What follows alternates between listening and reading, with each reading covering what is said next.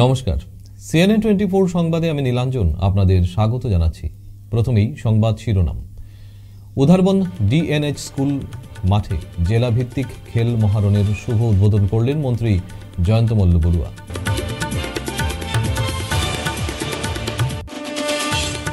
সতেরোটি চোর ধরার পড়ার পরও শিলচর কনকপুর রোডে চোরের জোরদার সার্ভে, চাঞ্চল্য এলাকা জুড়ে। বরাকে প্রথম দিব্যাঙ্গ কনফারেন্স শিলচর মেহেরপুরে, থাকছে চাকরি, আয়ুষ্মান সহ বিভিন্ন সুযোগ।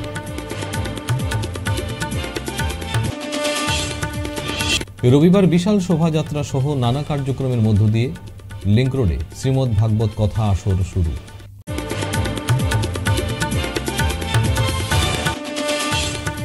নৃশংস হত্যাকাণ্ড, স্কুলের রাঁধুনিকে কুপিয়ে হত্যা কালীনগরে, চাঞ্চল্য।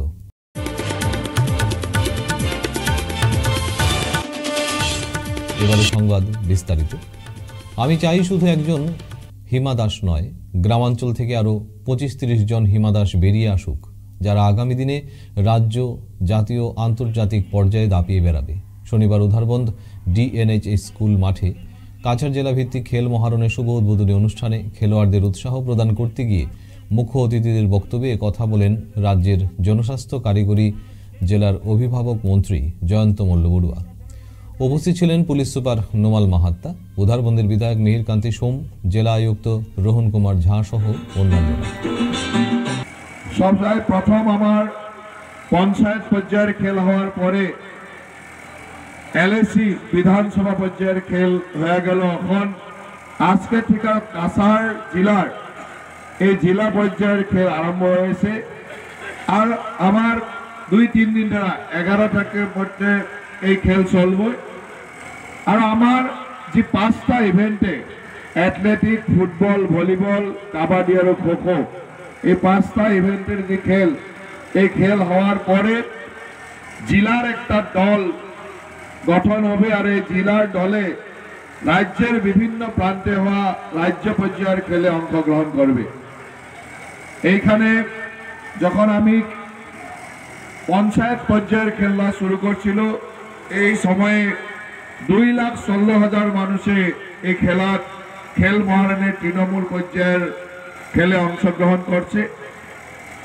তার থেকে আমি আমার 30,000 লোককে সিলেকশন করার পরে LAC পর্যায়ের খেল অনুষ্ঠিত হল। আরো এই 30,000 মানুষের ভিতরে 6,000 লোক এই জেলা পর্যায়ের খেলের থেকে নির্বাচিত হয়েছে। আরো আজকের থেকে এই খেল মহারণ, জেলা পর্যায়ের খেল মহারণ শুরু হয়েছে। আমি আশা রাখি এই জেলা পর্যায়ের খেল মহারণে এমন একটা টিম বাইর হবো, যে টিমে রাজ্য পর্যায়ের খেলে কাছাড় জেলার নাম, কাছাড় জেলার গৌরব অক্ষুণ্ণ রাখতে পারে, এইভাবে একটা টিম হবে। আর আমিও কাছাড় জেলার গার্জেন মন্ত্রী হিসাবে যাতে ওই খেল মহারণের রাজ্যিক পর্যায়ে গৌরব করতে পারে, এরকম একটা টিম আপনারা বানান, ওকে আমি আশা রাখছি। কাছাড় পুলিশ একসাথে 17টি চোরকে গ্রেফতার করার পর শহর জুড়ে চোরের সার্ভে যেন আরও জোরদার হয়ে উঠেছে। শুক্রবার সন্ধ্যা রাতে শিলচরের কনকপুর রোডে চোরের দল সার্ভে করার পাশাপাশি চুরিকাণ্ডের ঘটনাকে বাস্তব রূপ দিয়ে মানুষের ঘর থেকে অনেক কিছু সামগ্রী হাতিয়ে নিয়ে গেছে। এদিকে শুক্রবার স্থানীয় এক পরিবারের চোখে পড়ায় পালিয়ে যায় চোর। ঘটনাটি সংঘটিত হয়েছে কনকপুর রোডের বাসিন্দা সুদীপ আচার্যের ঘরে। এদিকে আজ 4টি বাড়িতে চোর ঢোকার খবর পাওয়া যায় শিলচরের বিলপাড় থেকে। বিশেষ কিছু নিতে না পারলেও 2টি মোবাইল এবং কিছু টাকা ও সিসি ক্যামেরায় চিপস নিয়ে পালিয়ে যায় চোর। আর ওটা তো আমার চোখে পড়ছে যে এখানে একটা ছেলেটা হ্যাঁ এখানে এই দিক থেকে আইছে, এখানে দাঁড়াইছে, মানে আমার এদিকে আটকে গেছে। বুঝা গেছে যে এই দিকে কোনাকুনি যেতে আসলো, এরকম ফিল বুঝা গেছে। এরপর আমি জিগাইলাম, এখানে তুমি কে এখানে? কয় না না, আমি এখানে ওই পাশের বাড়িতে আমার ওই তারা ফাটাইছে জল নেওয়ার লাগে। আমি তোমার তারা এত রাত্রে জল নেওয়ার লাগে ফাটাইছে, কয় নাই দেখিয়া যাই কইয়া ওই মানে আমার ভাসুরও উপর থেকে লামছে চিৎকার দিয়া, বলে কে চুর চুর কইরা, আর ওই বাদে হে ওয়াল টপ তুমি আবার গেছে। আচ্ছা, আপনি কি মনে করেন চুর নি? চুর চুর চুর সবে একবার খুঁজে পাইছি না তো, মানে সন্ধ্যা রাতে সার্ভে করিয়া যাইতেছে। হ্যাঁ হ্যাঁ সার্ভে করিয়া যাইতেছে। তারপরে আইয়া ফ্ল্যাটে ঢুকছে, ফ্ল্যাটের আগে ফ্ল্যাটে ঢুকছে, এই ফ্ল্যাটে ঢুকিয়ে আগে সাইকেল চুরি করতে আসলো। এতগুলা রড জমাইছে, এখনো রড গুলা রয়েছে বোধহয়, রড জমাইছে, জমাইয়া সাইকেলের মধ্যে এটা বাঁধছে, সাইকেল নিতে আসলো। ওই কেয়ারটেকারে দেখছে, দেখে সে কেয়ারটেকারে কইছে কে তুমি? কই তো আমার কাকুয়ে ফাটাইছে কাজের লেগে, আমি কাকুর করে কাজ করি। এমন সময় হের একটা ফোন আইছে, হে কিতা করছে বালতি একটা হাতে নিয়া জলবর্ত হয়ে হে রাস্তা দিয়ে চুপচাপ বাইরিয়া গেছে। বাইরিয়া গিয়া হে একটু পরে ওই আমরা বাড়িতে গিয়ে ঢুকছে, ওই পিছন দিকে এদিকে গল্লি দিয়া বাইরিয়া গেছে, আর ওই পিছন দিকে আইছে। মানে কালকে রাতে আপনারা বাচ্চন, কারণ আপনারা দেখিলেছেন মানে সার্ভে করার যখন আইছে তখন দেখিলেছেন, এদিকে কালকে আর কোনো অ্যাটেম্প নিছে না। আচ্ছা আচ্ছা, বুঝছো? হ্যাঁ, শীতকালীটা বাংছে, এদিকে চেষ্টা করছে কিন্তু এদিকে ঢুকতে পারছে না, না পারনে বাথরুমে দরজা কিন্তু গিল না, জানাটা ঢুকছে ওই দিক থেকে জানা শীতকালী বাংলা ঢুকিয়া আমার বউ 3টার সময় বলে বাথরুম তাই গেছে, তখন তাই দরজার মধ্যে লাগাইছে না, আর না হয়তো ওয়াল দিকে আইসে আইয়া এই দরজাটা নিয়ে লাগাইয়া গেছে। আর এইসব খাদ্য যখন করছে না, তখন এটা জিনিস সব আনিয়া এখানে খুঁজছে, ওই দরজা বন্ধ হয়ে গেছে। এটা ওইদিকে সেটকারি আছে, বাড়ি দিয়ে আবার সেটকারি আছে, 2টা সেটকারি আছে, ওইটা বন্ধ। ওই দরজা খুলতে না পারাই আমি ওই আগা লাগাইছি। আচ্ছা আচ্ছা, আমার উত্তরা বিশ্বাস। 6টার সময় আমি ঘুম থেকে যখন উঠছি তখন দেখি আমি এলড্রপটার দরজা খুলছি, খালি দরজাটা পুরো খুলছি না, এলড্রপটা খুলে আমি বাথরুমে গেছি। বাথরুম থেকে আমার বাইরে দেখি একটা লোক আমার ওই সামনের দরজা দিয়ে, মানে সামনের রুম দিকে স্পিডে হাঁটে বাড়িয়ে যাচ্ছে ছেলেটা।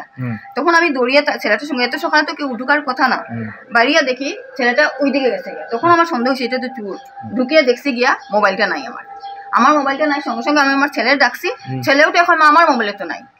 ওই গেট সবে মানে তাড়াহুড়া করলো আর কি। তারপরে তো চুর তো আর পাওয়ার কথা না, চুর তো পাওয়া যায় না। কটার সময় মানে তখন 6টা। আচ্ছা, কটার সময় ঘুমাইছিলা কালকে? কালকে তো আমি 12টা 15 আমি ঘুমাইছি। আমার ছেলে তো 2:30টার সময় ঘুমায়। আচ্ছা, ছেলে রাত্রে করেই ঘুমাইছে।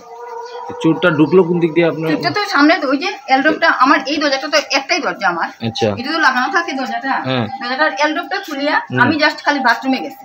বাথরুম থেকে আইয়া ভাবছি দরজাটা খুলিয়া এখানে আমি প্রাণায়াম একটু করি, তখন খুলি।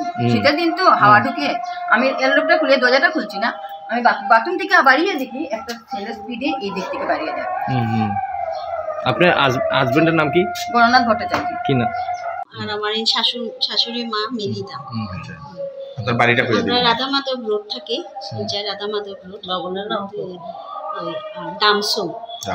কিছুদিন আগেও চুরি হয়েছে আমরা লাগাবাড়ি, কিছুদিন রান্না আপনারা আইছিল রান্নাঘরের দিকে ঢুকছে আর কি।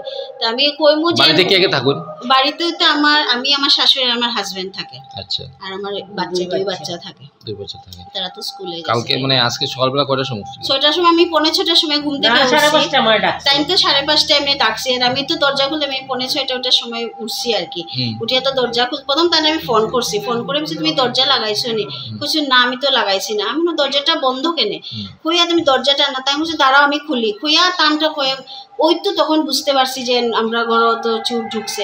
তারপর আমি তারা লাগা করে ফোন করছি, ফোন করিয়া যে আমি কইরাম যে নিয়ে তুমি আও। আমি তখন স্ট্রাইক করছে আমার হয় ঠাকুর ঘরের দিকে ঢুকছে, নয় আমরা আরেকটা পিছনের রাস্তা আছে ওই দিকে ঢুকছে। তারপরে তারারে ফোন করায়, তারা ওই ঠাকুর ঘরের দিকে ঢুকছে। ঢুকিয়ে আইয়া আমরা দরজা খুলিয়া দিছে, আমরা এলড্রপ লাগাই দিছে, সব এলড্রপ লাগানি। তো ওইটাই আমি ঠাকুরের অশেষ কৃপা যেন এমন বড় কিছু নিছে না ঠিকই, কিন্তু হয়তো নিতে পারতো। আমরা দরজা লাগানি থেকে আমরা মানে বাঁচে গেছি। আমি একটাই প্রশাসনের কাছে যাতে এটা একটু তারা খেয়াল রাখতো, মানে দিনে দুপুরে চুরি হইতেছে, কি হারে চুরি বাড়তেছে। মেইন রোডের উপরে বাসা, আমি তো কোনোদিন, আমার আজকে বিয়ার 20 বছর হয়েছে, কোনোদিন শুনছি না চুরি হয়েছে। আমার শাশুড়ি তারা গল্প করতা যে তাই বাড়ি খালি রাখিয়া যাইতে আগে কিছু হইতো না, কিন্তু এখন এইভাবে বাড়ছে চুরি, যাতে একটু সবাই দেখেন এটা। এইটাই আমি সব কইমু প্রশাসনের। দিব্যাঙ্গদের জন্য সমর্পিত রাষ্ট্রীয় সংগঠন সক্ষম সংস্থার পক্ষ থেকে আগামী 7 জানুয়ারি রবিবার দিব্যাঙ্গদের জন্য কনফারেন্স আয়োজন করা হয়েছে। দিব্যাঙ্গ সশক্তিকরণ সমাবেশ নামে আয়োজিত এই অনুষ্ঠানে যোগদান করবেন সক্ষম সংস্থার অখিল ভারতীয় সংগঠন মন্ত্রী চন্দ্রশেখরজি। আজকে আমরা এখানে যেখানে দাঁড়িয়ে আছি সেটা হচ্ছে হাটিপুচি ভবন। আগামী 7 তারিখেতে আমাদের দিব্যাঙ্গনের নিয়ে আমাদের একটা সেমিনার হবে। সেখানে বিভিন্ন ধরনের কী কী ফেসিলিটি এবং ওদেরকে কীভাবে সুবিধা দেওয়া যায় সেটাই নিয়েই আমাদের মেইন এই অনুষ্ঠানটা হবে। তাই আমি সমগ্র বড়াবাসীকে আমন্ত্রণ করছি যাতে এই অনুষ্ঠানে আপনারা এসে আপনারা এগুলো দেখেন কিভাবে ওরা আমাদের সঙ্গে আছে এবং ওরা কিভাবে ভুক্তভোগী হয়ে থাকে। কোনো গভর্নমেন্টের ফ্যাসিলিটি সব ধরনের ওরা এখনও বঞ্চিত আছে। তাই আমরা ওদেরকে প্রকাশে এনে যাতে গভর্নমেন্টের যে ফ্যাসিলিটিগুলো আছে যাতে ওরা পায়, সেটাই আমাদের মূল উদ্দেশ্য, আমাদের মূল লক্ষ্য। নমস্কার। দেখুন, আমরা একটা গার্জিয়ান লেভেল থেকেই বলছি। আমিও একজন গার্জিয়ান দিব্যাঙ্গদের। আমি দেখেছি এসব বিভিন্ন কাজের সময় বিভিন্ন ডিপার্টমেন্টে যাওয়া, বিভিন্ন ইয়েতে অনেক অসুবিধা। এই জন্য এখন আমরা একটা প্রোগ্রাম হয়েছে, বিভিন্ন সংস্থা সক্ষমের সহযোগিতায় একটা প্রোগ্রাম করা হয়েছে আমাদের এখানে হাসি খুশিতে। এখানে সব গার্জিয়ানদের আমি আমন্ত্রণ করছি, এখানে আসুন। আপনাদের যা যা সমস্যা আছে বাচ্চাদের নিয়ে, ডিসেবিলিটি নিয়ে বা অটিস্টিক প্রবলেম বা যে কোনো প্রবলেমের জন্য আপনাদের যে প্রবলেমগুলো আছে, এগুলো আপনারা এখানে আসুন। আসলে একই জায়গাতে, একই প্ল্যাটফর্মের মধ্যে সবটা আপনি পেয়ে যাবেন। কোনো আপনি হ্যারাসমেন্টের কোনো প্রশ্ন নেই। এখানে এডিসি, ডিসি সবাই থাকবে, হ্যাঁ, এবং আমরাও থাকবো। আপনাদের সেই ডিসেবিলিটি সার্টিফিকেট, ইউডিআইডি কার্ড, আধার কার্ড, বিভিন্ন রকম সমস্যা নিয়ে এখানে আছে। টোটাল 13টা প্রবলেম আছে। ইভেন যদি কোনো হ্যান্ডিক্রাফট বা কিছু যদি একটু শিক্ষিত হয়, মানে একটু পড়াশোনা জানেন, তো এখানে কয়েকটা কোম্পানি থাকে। সবাইকে আমন্ত্রণ জানাচ্ছি এখানে আপনারা আসুন এবং আপনাদের সমস্যাগুলো এখানে আমাদের কাছে শেয়ার করুন এবং সমাধানের রাস্তা এখানে আছে।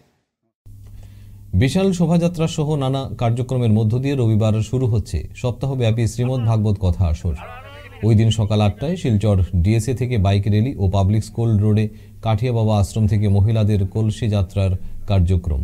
সোমবার থেকে লিংক রোডের বাণিজ্যিক ভবনে বৃন্দাবন থেকে আগত সুখ্যাত প্রবক্তা, মহান্ত ও মহারাজদের সমাগমে সপ্তাহব্যাপী ভাগবত আসর। এতে সকল ভক্ত শ্রোতাদের উপস্থিত থাকার আবেদন জানানো হয়েছে আয়োজকদের পক্ষ থেকে। আমরা শিলচরে একটি বিশাল উৎসব আয়োজন করেছি এবং আপামর বরাকবাসীকে আমাদের অনুরোধ রইল এই আয়োজক সমিতির পক্ষ থেকে যে আগামী 7 জানুয়ারি, আগামীকাল থেকে 13 জানুয়ারি পর্যন্ত আমরা এই যে শ্রীমদ্ ভাগবত কথা সপ্তাহ যে আয়োজন করেছি, এটার উদযাপন আগামীকালকে হতে চলেছে।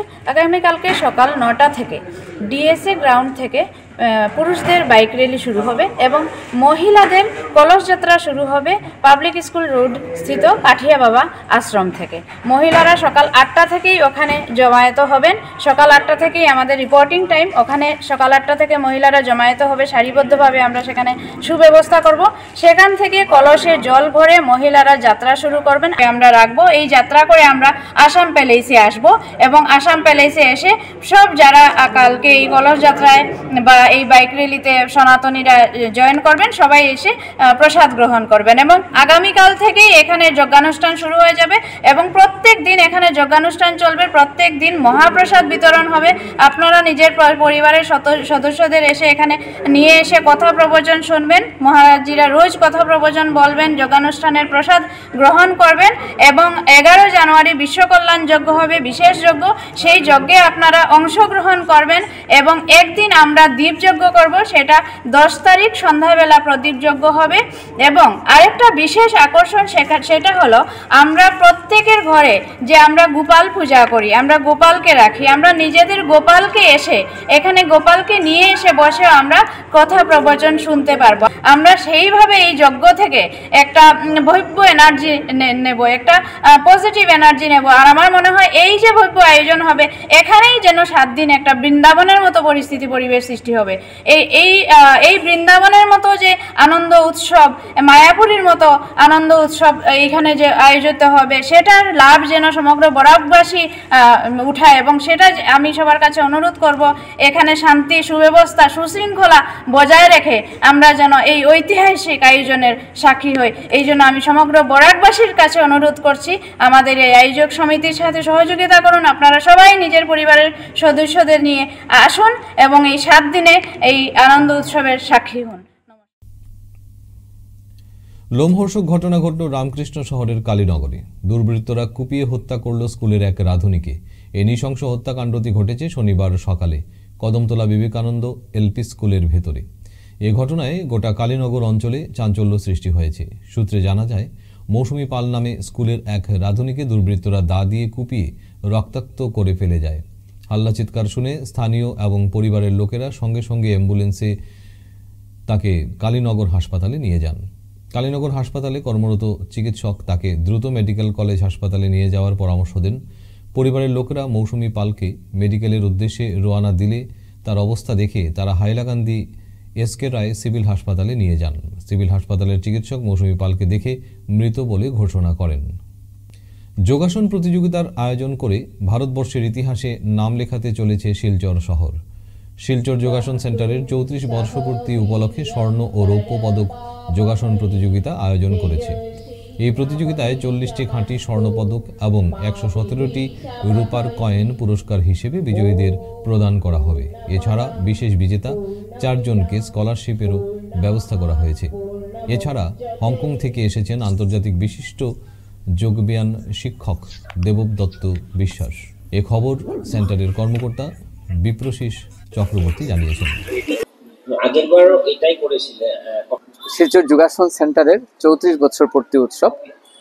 আমাদের এটা ভারতবর্ষের মধ্যে প্রথম আমরা 40টা স্বর্ণপদক দিচ্ছি এবার, হ্যাঁ, আর রৌপ্য পদক দিচ্ছি আমরা 117টা, আর বাকি তো প্রাইজ পুরস্কার আমরা সবাইকে দিচ্ছি। এবারের প্রতিযোগী হলো 320 জন। আর কালকে আমাদের সেন্টারের দ্বিতীয় দিন। এখানে আসছেন হংকং থেকে আসছেন বিশিষ্ট যোগাচার্য দেবদত্ত বিশ্বাস, এবং গুয়াহাটি থেকে আসছেন আরেকজন বিচারক সৈফুল ইসলাম, ত্রিপুরা থেকে আসছেন শুভেন্দু পুরকাস্ত, এবং কর্মস থেকে আসছেন সঞ্জয় দাস। আমি চাই সুস্থ সমাজ গঠনের জন্য এগিয়ে যাব আমরা। আর শুধু প্রতিযোগিতা আমরা কোনোদিন করি না, আমরা চাই সবার সঙ্গে একটা মত বিনিময়। আর এটা যাতে যুগ আজকের থেকে চলছে না, যুগ প্রাচীনকাল থেকে চলছে। আর আমি চলছি 89 থেকে শিলচরে আছি। ক্লাস 8 থেকে আমি যোগাসনের টিউশন করছি। এখন আমার বয়স 57 রানিং। হ্যাঁ, কিছুদিন পরে 8-এ পড়ে যাব। যাই হোক, 58-এ পড়ে যাব। কিন্তু এখনও আমি দৈনন্দিন মানে কি বলবো আপনাকে 250 স্কিপিং করি। প্লাস আমার যে অনুষ্ঠানটা আজকে হচ্ছে এটা একমাত্র আপনাদের সবার সহযোগিতায় অনুষ্ঠান হচ্ছে। আমরা বাইরের কোনো কালেকশন নেই না, আমার ছাত্রের না, এটা কাছাড় জেলা ভিত্তিক। তবে আমার সেন্টার যতটা কাছাড় জেলার মধ্যে আছে সব সেন্টারের ছাত্রছাত্রী, মোটামুটি এটা কালাইন আছে, তারপরে উধারবন আছে, শালগঙ্গা আছে, শিলচরে তো আছেই। টোটাল আমার আছে না হলে বোধহয় 10 থেকে 12টা সেন্টার আছে। আমাদের হচ্ছে প্রদীপ প্রজ্বলনের মাধ্যমে ওপেনিং হলো, অনুষ্ঠানের সূচনা হলো। তারপর আমাদের 6 to 8, 8 to 10 ইয়ার্সের প্রতিযোগিতা আজকে হয়ে যাবে। প্রায় এখানে 200 জনের মতো, প্রায় 180 জন প্রতিযোগী আজকের প্রতিযোগী। কালকে আমরা বাকি প্রতিযোগিতা করব, এবং মানে ডি গ্রুপ, ই গ্রুপ, এফ গ্রুপ, জি গ্রুপ, এইচ গ্রুপ, এই আমাদের বড় পর্যন্ত গ্রুপ আছে এখানে। আমরা সবাইকে চাই, আমরা সুন্দর একটা পরিবেশ দিতে চাই, সুন্দর একটা ছেলে মেয়ে বানাতে চাই। শুধু সোনা দিলে হবে না, সোনার ছেলে সোনার মেয়ে তৈরি করার জন্য আমরা এই যোগাসন সেন্টার তৈরি করেছি, যাতে সবের সুন্দর একটা পরিবেশ সুন্দর হয়, যাতে নেশাগ্রস্ত সমাজ থেকে আমরা সবাই এই ছেলে মেয়েগুলোকে রক্ষা করতে পারি। আমার একটাই উদ্দেশ্য, হ্যাঁ, যাতে রাস্তাঘাটে আপনাদেরকে দেখলে সবাই সম্মান জানাতে পারে, ওইটুকুই আমি বলবো। ফিরছি একটা বিরতির পর, আপনারা সঙ্গে থাকুন। 100 প্লেসমেন্ট সহায়তা, শিল্প অভিজ্ঞতা এবং আরও অনেক কিছু পাওয়ার সুযোগ নিন।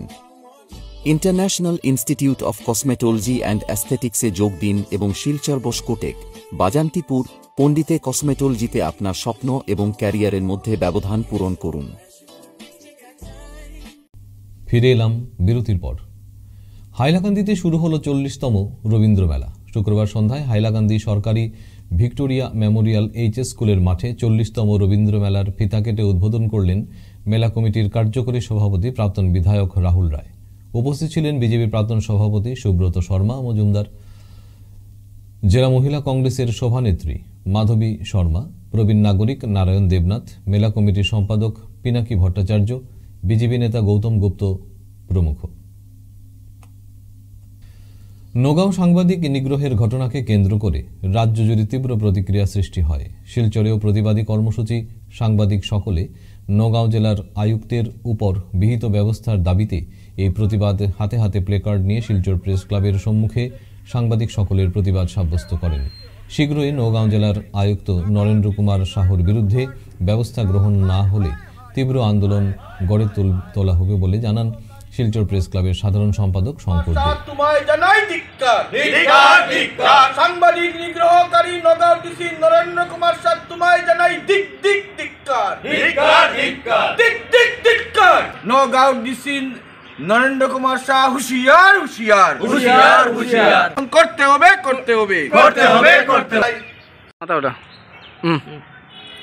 সাংবাদিক দীপঙ্কর মেদিকে যেভাবে নগাঁও জেলা আয়ুক্ত নরেন্দ্র কুমার শাহ শারীরিকভাবে নিগৃহীত করেছেন, একেবারে মারধর করেছেন, শিলচর প্রেস ক্লাবের পক্ষ থেকে আমরা এর তীব্র নিন্দা এবং ধিক্কার জানাই। একজন IAS অফিসার হয়ে কিভাবে নরেন্দ্র কুমার শাহ তার পদমর্যাদা লঙ্ঘন করেছেন এবং গণতন্ত্রের চতুর্থ স্তম্ভের প্রতীক দীপঙ্কর মেদিকে নিগৃহীত করেছেন, উপরন্তু তাকে পুলিশের হাতে সমঝে দিয়ে সমস্ত গণতান্ত্রিক রীতিনীতিকে লঙ্ঘন করেছেন। শিলচর প্রেস ক্লাবের উদ্যোগে আজ এখানকার সাংবাদিকরা আমরা এর জোরালো প্রতিবাদ জানাচ্ছি। অবিলম্বে ডিসি নরেন্দ্র কুমার শাহের বিরুদ্ধে দৃষ্টান্তমূলক ব্যবস্থা গ্রহণ করার জন্য, আইনানুগ পদক্ষেপ গ্রহণ করার জন্য আমরা অসম সরকারের কাছে দাবি উত্থাপন করছি। পাশাপাশি যে IAS অ্যাসোসিয়েশন রয়েছে সর্বভারতীয় স্তরে, তাদের কাছেও আমাদের আবেদন, আমাদের দাবি যে একজন IAS অফিসার হয়ে কীভাবে নরেন্দ্র কুমার শাহ আইনের শাসনকে লঙ্ঘন করছেন, সে পদদলিত করছেন, এর বিরুদ্ধে যেন IAS অ্যাসোসিয়েশনও জরুরিকালীন ভিত্তিতে কঠোর পদক্ষেপ গ্রহণ করে আমরা এই দাবিও উত্থাপন করছি এবং সর্বাবস্থায় কর্মরত সাংবাদিকদের নিরাপত্তা যাতে সুনিশ্চিত হয় এ ব্যাপারে আমরা মুখ্যমন্ত্রী ডক্টর হিমন্ত বিশ্ব শর্মার কাছেও দাবি উত্থাপন করছি। গুরু বিপিন সিং মণিপুরী নর্তমাশ্রমের বর্ষপূর্তি অনুষ্ঠানে যোগ দিতে শিলচর উপস্থিত হয়েছেন আন্তর্জাতিক খ্যাতিসম্পন্ন মণিপুরী নৃত্যশিল্পী পদ্মশ্রী দর্শনা জাভেরি। রবিবার জেসি কলেজ অডিটোরিয়ামে সন্ধ্যায় অন্যান্য অনুষ্ঠানের সঙ্গেও নৃত্য পরিবেশন করবেন দর্শনা জাভেরি। এক সাংবাদিক সম্মেলন করে একথা জানিয়েছেন প্রতিষ্ঠানটির অন্যতম কর্মকর্তা বিনীতা সিং, ভাস্কর দাস সহ অন্যান্যরা।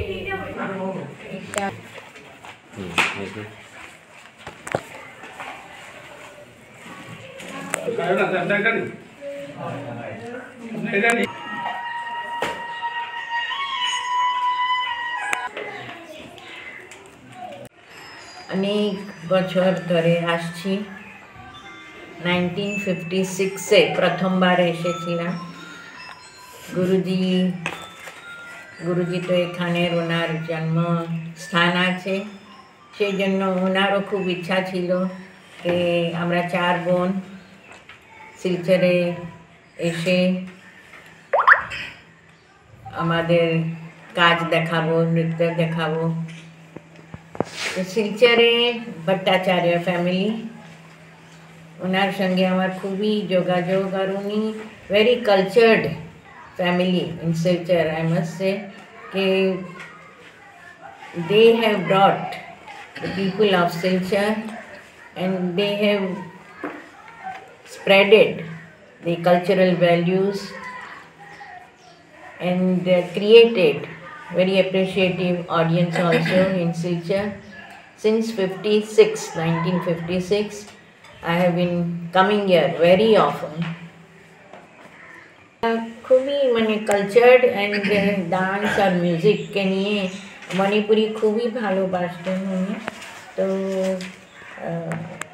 ওনার ফ্যামিলির মেয়ে আছে সানন্দা, এখন মানে করছে ওইটা, আর সঙ্গীত বিদ্যালয়েও অনেক কাজ করেছে। আর প্রত্যেক ক্লাসিক্যাল বা ফোক অলসো, ফোক মানে মুকুন্দা ফোকে ছিলেন। তো সেই জন্য আমি তো অনেকবার এসেছি। অ্যানুয়াল প্রোগ্রাম তো এই নর্তনাশ্রম যিনি তৈরি করেছেন বা যাদের মাধ্যমে হয়েছে, তো অধ্যক্ষা আমাদের বিনীতা সিনহা, ওনার মাধ্যমে এই স্কুলটা তৈরি হয়েছে। তো সেই জায়গা থেকে আজকে আমরা অত্যন্ত খুশি এবং আনন্দিত যে আমাদের মাঝে সুদূর মুম্বাই থেকে এত কষ্ট করে পদ্মশ্রী শ্রদ্ধা দর্শনা জামিলজি আজকে আমাদের এখানে দিদি এসছেন অনেক কষ্ট করে। তো আমরা একটু প্রোগ্রাম অনুষ্ঠানটাকে অন্যভাবে সাজিয়েছি। তো আমরা চাইছি যে এই যে বিশেষ যে সন্ধ্যা আগামীকাল হবে জিসি কলেজে অডিটোরিয়ামে, এখানে আমাদের আনুষ্ঠানিক উদ্বোধন হবে এবং যাকে ঘিরে এই কর্মকাণ্ড থাকবে নানা স্বাদের অনুষ্ঠান এবং যাকে ঘিরে এই কর্মকাণ্ড আমরা খুব উৎসাহী এবং আনন্দিত যে আজকে সংস্থার ডাকে দিদি এত কষ্ট করে এবং বিনীতা আপনারা হয়তো নিশ্চয়ই জানেন, হয়তো জানেন না অনেকেই, বিনীতা আমাদের এই সংস্থারই প্রিন্সিপাল অধ্যক্ষ এবং দিদির কাছে নিয়মিত তালিম নিচ্ছে মণিপুরি ডান্সের। তো আজকে আমরা পেয়ে সত্যি আমরা খুব গর্বিত। আজ থেকে শিলচর সঙ্গীত বিদ্যালয়ে দুদিনের জন্য পূবালী সামাজিক সাংস্কৃতিক ও ক্রীড়া সংস্থার 52তম বর্ষবরণ উৎসব উপলক্ষে বিভিন্ন ধরনের সাংস্কৃতিক বিষয়ে প্রতিযোগিতা শুরু হয়েছে। আজ প্রথম শ্রেণী থেকে দশম শ্রেণী পর্যন্ত 3টি বিভাগের মধ্যেই আবৃত্তি, সমবেত সঙ্গীত, যেমন খুশি সাজো ইত্যাদি বিষয় নিয়ে প্রতিযোগিতা হয়েছে। আগামীকাল আরও অন্যান্য প্রতিযোগিতা শেষ হওয়ার পর বিভিন্ন প্রতিযোগিতার বিজয়ীদের পুরস্কৃত করা হবে।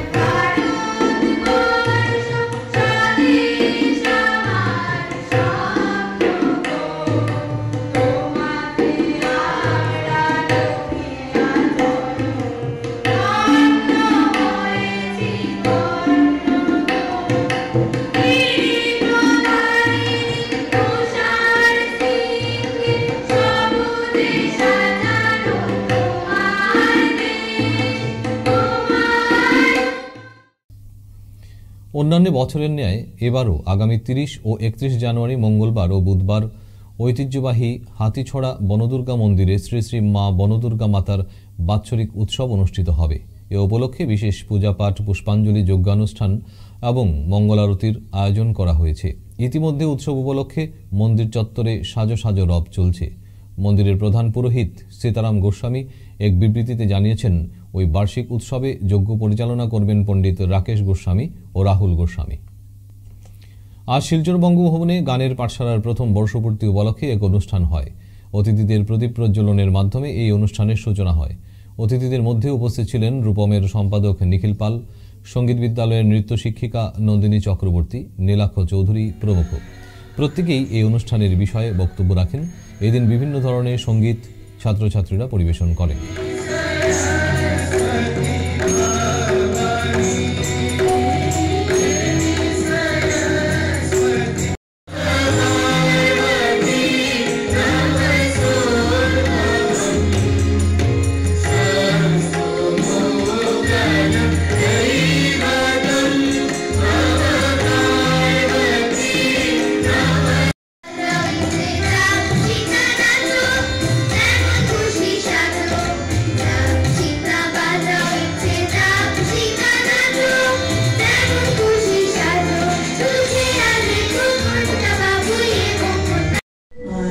বাকি সবাইকে আমার প্রাণ ভরা শুভেচ্ছা নববর্ষে।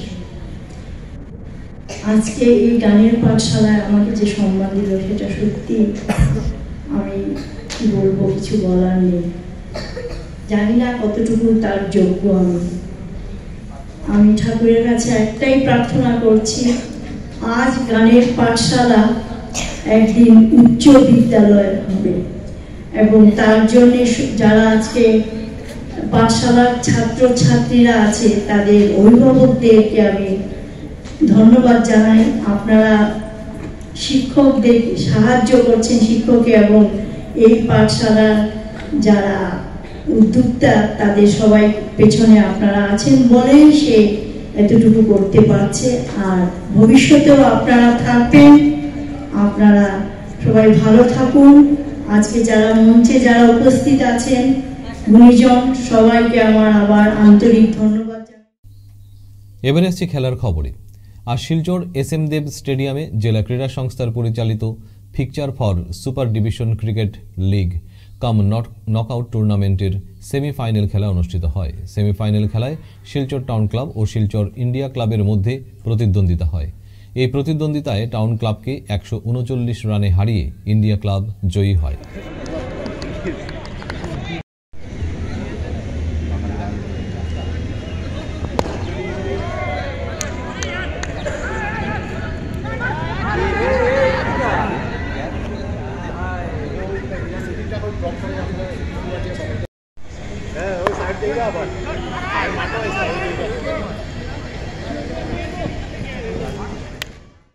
আজকের মতো সংবাদ এ পর্যন্তই। নমস্কার।